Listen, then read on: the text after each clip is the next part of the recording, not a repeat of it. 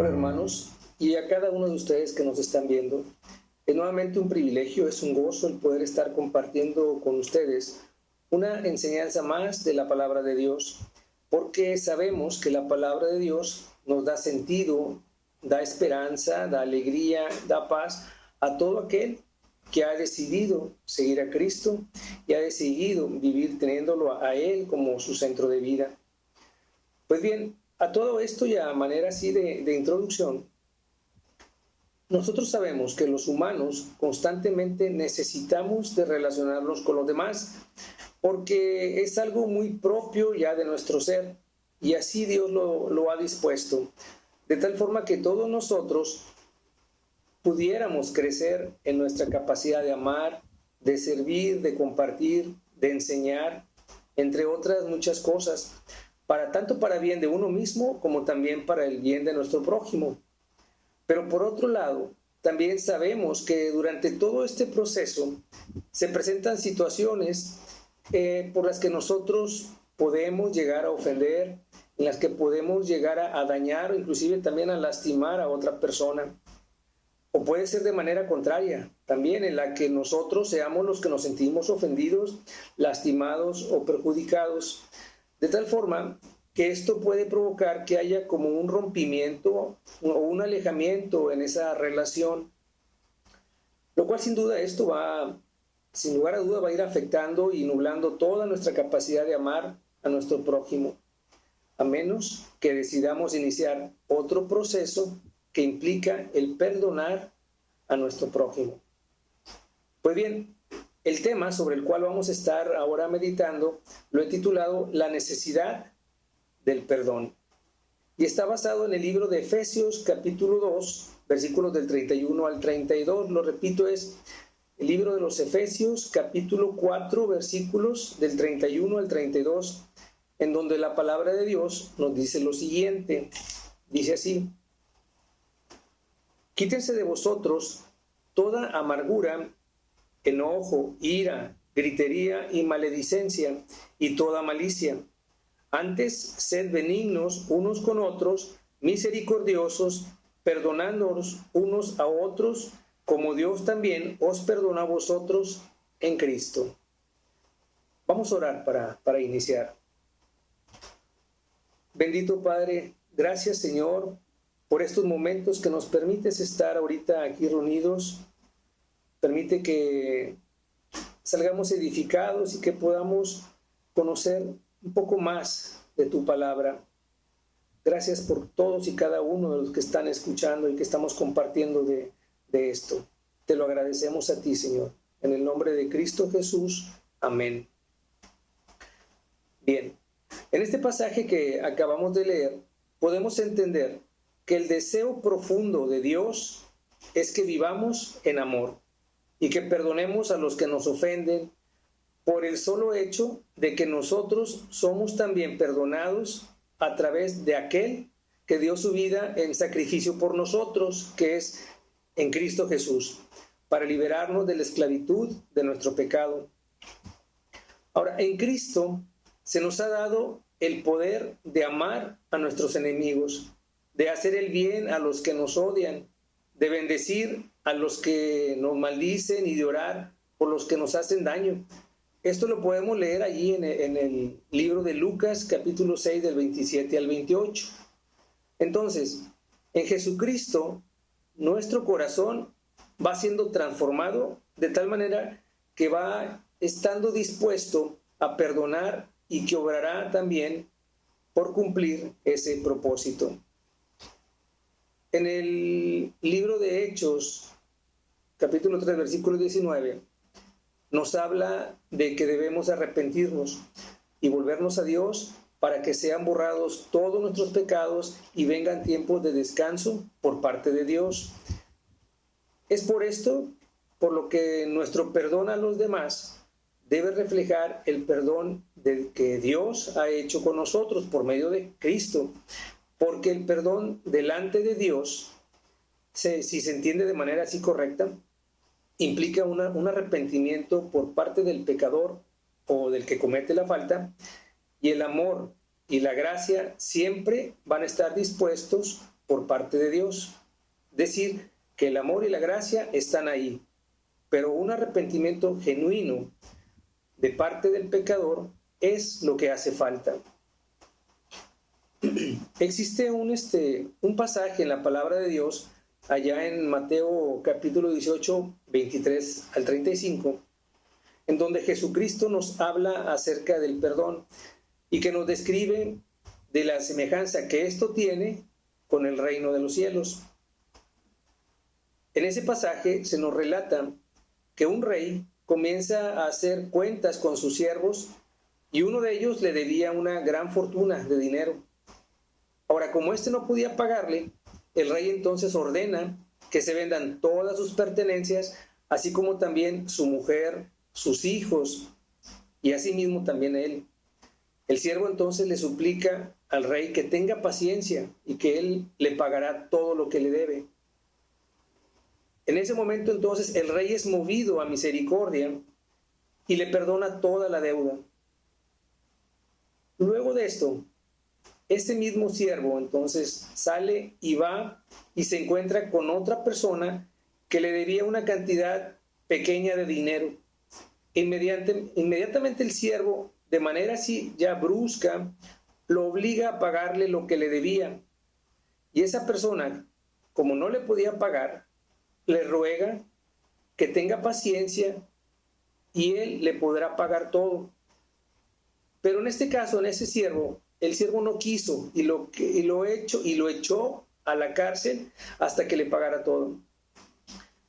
Entonces el rey, al darse cuenta de esta situación, manda por el siervo a su presencia, y ya estando ahí en su presencia le dice: siervo malvado, yo perdoné tu deuda porque me rogaste. ¿Qué acaso no debías tú, por misericordia, haber hecho lo mismo con esa otra persona? Entonces el rey, ya enojado, lo entrega a los verdugos hasta que pagara todo lo que le debía.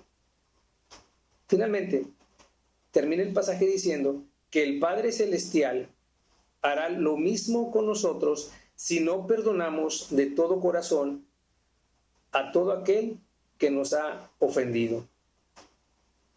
Fíjense cómo en este pasaje podemos darnos cuenta de la enorme misericordia que de Dios al perdonarnos todas, pero todas nuestras iniquidades y las transgresiones que hemos hecho delante de Él. Así como también nos muestra el que no tenemos derecho nosotros de retener esta gracia del perdón para con otros. Hemos pecado grandemente más contra Dios que lo que cualquier persona pudiera haber pecado contra nosotros. La palabra de Dios nos enseña y nos muestra que el camino a seguir lo encontramos a través del perdón, confiando en Dios, que nos permite o nos promete quitar todo sentimiento de amargura, de enojo, de ira, de contienda, que podamos nosotros estar albergando en nuestro corazón contra aquel que nos haya ofendido, nos haya dañado, nos haya lastimado. Porque cuando perdonamos, estamos entregando nuestro dolor a Dios, estamos permitiéndole que Él transforme nuestro corazón, que nos llene de su espíritu y que nos permita ser consolados por su amor y por su bondad. Ahora, en el libro de Mateo 5, del 23 al 24, se nos da otra enseñanza también respecto del perdón, en cuanto a que nosotros debemos dar el primer paso para intentar reconciliarnos con el prójimo que nos ofendió o que nosotros hemos ofendido, y luego así podernos reconciliar con Dios. Es decir, que si tenemos sentimientos de molestia, de enojo, de ira por la ofensa de nuestro prójimo, o si nosotros somos los que hemos ofendido, entonces primero lo que tenemos que hacer es buscar reconciliarnos con él, aun y cuando esa persona no esté dispuesto a disculparse o no quiera perdonarnos. Pero nosotros siempre debemos estar dispuestos a dar el perdón si nuestro prójimo se nos presenta con una actitud ya de arrepentimiento. Fíjese cómo en el libro de Lucas, en el capítulo 17, versículos del 3 al 4, Jesucristo dijo: mirad por vosotros mismos, si tu hermano pecare contra ti, repréndele, y si se arrepintiere, perdónale. Y si 7 veces al día pecare contra ti, y 7 veces al día volviera a ti diciendo, me arrepiento, perdónale. Porque de esta manera estaremos escogiendo nosotros el liberarnos de esos sentimientos de enojo, de ira, de rencor, de molestia que estén en nuestro corazón, y podamos así presentarnos delante de nuestro Señor, ya buscando una reconciliación por nuestras faltas que tengamos delante de Él. Es por esto que nuestra relación con Dios depende primeramente de nuestra relación con el prójimo. Cuando nuestro perdón es genuino, es porque hemos permitido que Dios vaya sanando nuestro corazón, de tal manera que Él va eliminando todo sentimiento, ya sea de dolor, de amargura, de desprecio, de rencor, que son el resultado de la ofensa que hemos recibido. Entonces, el sentimiento de venganza como que se va haciendo más pequeño y va dejando de controlar nuestra mente. Asimismo, la tristeza que se experimenta desde un inicio va siendo también minimizada. Comenzamos a dejar de experimentar el rencor, porque hemos llegado a Dios, o porque más bien le hemos entregado a Dios el control de nuestra vida. Y así lo expresa el pasaje que lo podemos leer ahí en Lucas 18, del 7 al 8. Me permiten tantito, Lucas 18, del 7 al 8, que nos dice lo siguiente. ¿Y acaso Dios no hará justicia a sus escogidos que claman a Él día y noche? ¿Se tardará en responderles? Os digo que pronto les hará justicia. En una ocasión, Pedro se acercó a Jesús para preguntarle sobre cuántas veces debemos perdonar a nuestro prójimo que peca contra nosotros. ¿Debería ser 7? Pregunta Pedro, ¿verdad? Pero Jesús le responde que no solamente 7, sino 70 veces 7. Con esto Jesús no le estaba dando una lección sobre matemáticas, sobre un número específico de veces que se debiera perdonar, sino más bien le estaba diciendo que el perdón debe ser dado por gracia, porque llevar en sí un registro matemático no es perdonar una cierta cantidad de veces que podamos perdonar, sino más bien sería ir marcando ese camino hasta el día en que nosotros pudiéramos entonces tomar venganza de ello, o quizás una represalia en contra de eso, ¿verdad? Eso es lo único que podríamos entender al entenderlo así como un número específico. Ahora bien, por otro lado, pienso que debemos admitir que como humanos en muchas ocasiones nos resulta difícil el poder perdonar a nuestro prójimo, ya que en nuestra naturaleza humana, así pecaminosa, se presentan sentimientos de orgullo, de soberbia, de vanidad, que constantemente pretenden tomar control de nuestra mente y de la toma también igual de nuestras decisiones, de tal forma que tienden a impedirnos que podamos llegar a perdonar, porque el orgullo se opone y se resiste a nuestra necesidad de perdonar, ya que por lo general ese sentimiento nos va a exigir justicia según nuestro criterio humano, y también una ansia de tomar revancha y desquitarnos de aquel que nos causó una ofensa. Es decir, que la gran mayoría de los humanos que nos dejamos guiar por nuestra propia naturaleza de pecado, tendemos a seguir lo que comúnmente se dice ojo por ojo, diente por diente. Si tú me haces algo, entonces me la vas a pagar. Por lo que siguiendo estos principios, si lo seguimos así, entonces estaremos alimentando cada vez más y más los rencores, los odios, los miedos que podamos haber despertado en nuestro interior, lo cual irá consumiendo poco a poco nuestro espíritu, nuestra necesidad de perdonar y así como la de buscar reconciliarnos con Dios.